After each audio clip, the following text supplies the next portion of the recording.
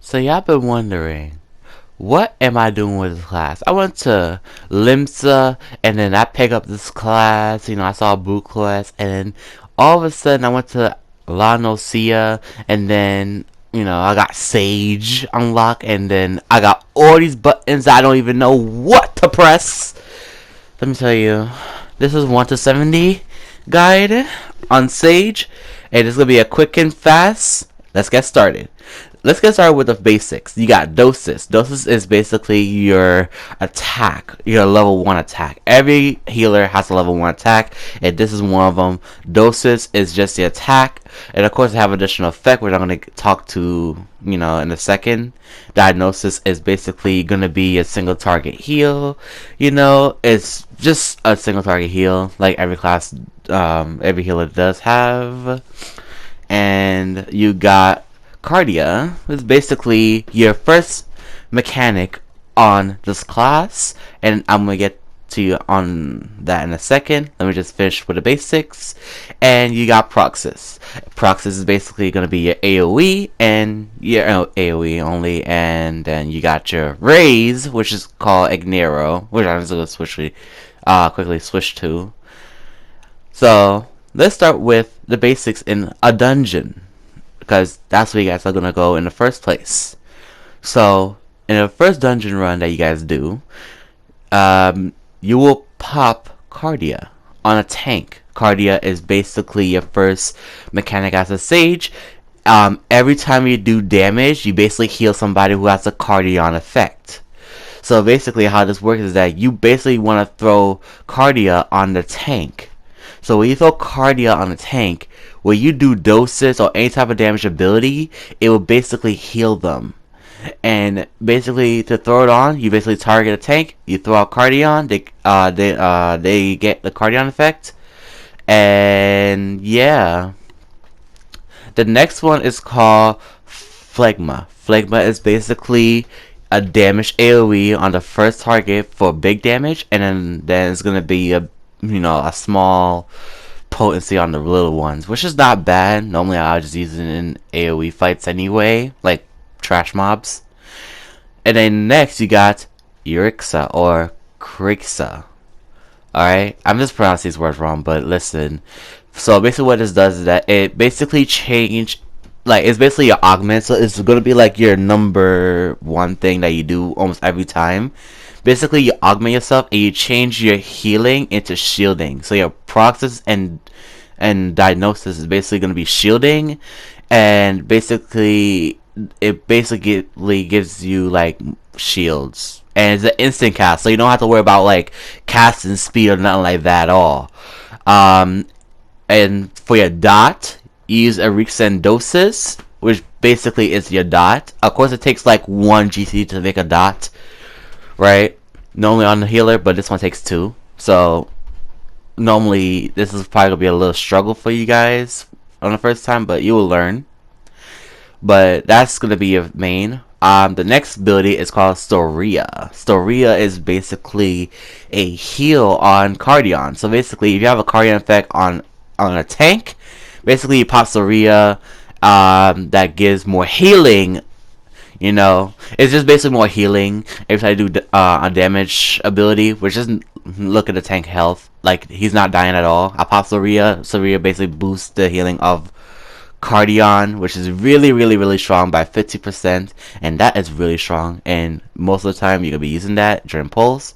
The next ability is called Icarus. Icarus is basically you just teleport to a random player, or you can teleport to the boss. You can teleport to any type of target as long as it's teleportable, and as long as it's a target.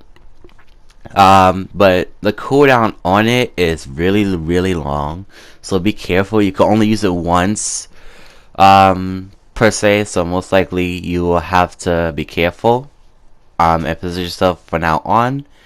And the next one is called Dirt Hole. Now I'm going to show you both the traits and both the abilities. So Dirt Hole is basically going to be your first Aegisol.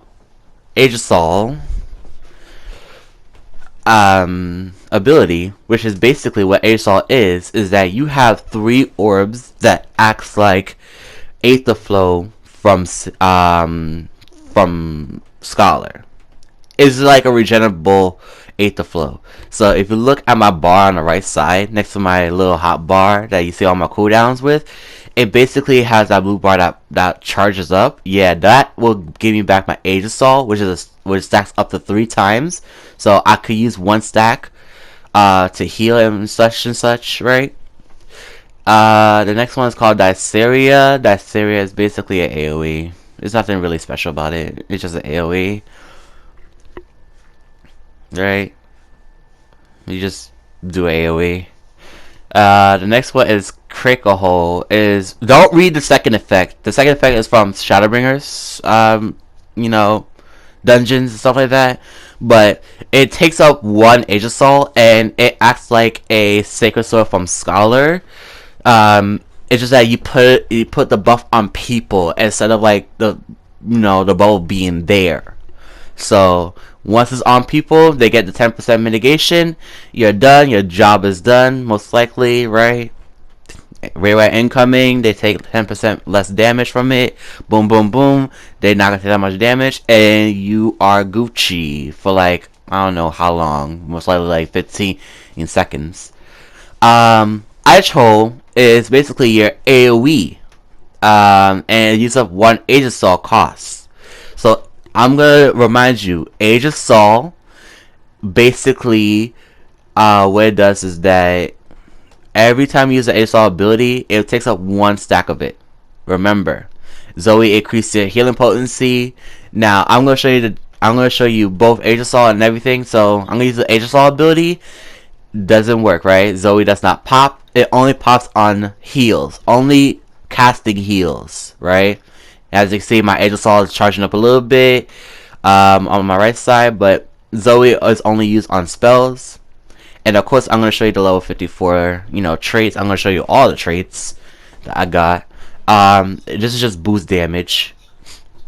The next one is called Pepsis. Now, Pepsis is basically like if you throw a shield on people like a Urixian, Proxys or Diagnosis, if you use Pepsis while the shield is still on the player, it basically breaks the shield and gives them healing. Now you may be like, I'm still kind of confused, like what do you mean? Well, let me show you real fast. So how Pepsis work is that of course I took damage here by on purpose. Just to show you what Pepsis does, but basically you shield yourself with shield in general, right? And then it removes the effect. It doesn't break it, it removes it. Once it removes, it heals you. Of course, it say miss on other targets because I did not use AoE shields, and of course, it didn't get the heal from it. So of course, it's gonna say miss. Physis 2 most likely will give regen. So the reason I didn't explain Physis 1 because Physis 1 is the same thing as Physis 2, just that Physis 2 has like additional effect of 10% more healing. It's just regen on the first one, on the first effect of Physis is just regen, and it's really nice for healing check. The next one is called Tartrol. Tartrol is basically you put basically just put a mitigation on somebody, and of course it heals them first before it put a mitigation on somebody. So be mindful of that. And it costs 1 Aegis stack. So yeah, and also it does not stack with Krixa. So if you use Krixa, you're basically gonna have to stay with Krixa because it's the same effect. It reduces target damage by 10%, right? This one does the same thing. It's just that it doesn't stack with Krixa. Don't try it. It's a waste of Aegis or Aegisol. And yeah, you don't want to do that. The trait is level 64, which is a potency buff. That's nice to always have, right? And then you got level 66. It's called Aegising. I'm going to explain what Aegising is to Toxion. So Toxion is the only Aegising ability that you have. So basically what you are going to do with Toxion is that Toxion is a damage ability that you can pop it from afar, like doses, right? The thing is, though, here's a special thing about it, about Toxion, is that you have to shield somebody with Urickson diagnosis only. Hema does not count. So basically, you pop Urickson, and Urickson doses a tank that about to take a tank buster or about to take damage. Anybody who about to take damage, most likely shield them. It will give you a stack of Aegising. Look on the right side real quick. Boom, I got a stack right there. If you rewind, the purple thing underneath my blue Aegisol, those are Aegising. I also have a mouse over it. Those three are basically Aegising. As long as you shield somebody with Urickson diagnosis, you should able to get the Aegising stack. The last ability, level 70, which I'm gonna long explain this one, is called Hema. Hema is basically you throw a magic barrier on top of anybody, and you gain 5 stacks of Hematon. If you don't know what Hematon is, basically I'm gonna quickly tell you in my way, is that when you throw a shield or like a Hematon on the person, right? I call it a shield.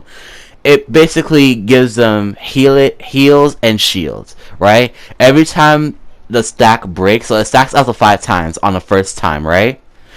So the shield breaks and you heal them, and then it reapplies a shield on top of them, and they got 4 stacks left, right? Heal, shields, 3 stacks left. Heal, shields, 2 stacks left. Heal, shields, 2 stacks left. Heal, shields, 1 stack left. Heal, shields, done, right?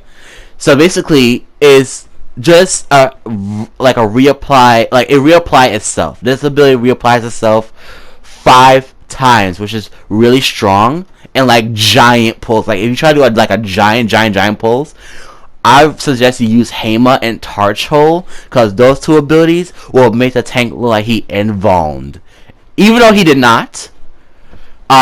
Plus having Cardia is really kind of helpful as well, because while doing damage and while having Hema up and Torch Hole up, you most likely do damage and healing at the same time, which also helps Hema keep up the tank. Other than that, this class is really strong at level 70, but I do expect some players to, you know, struggle a lot. So other than that, though, I am going to say that this class is, you know, very difficult when it comes out and stuff like that, but I'm going to make a next video, or have a chance to make a next video, Sage level 70 to 80. Don't worry, it's not gonna be that long. Other than that, have a nice holiday. See you next year.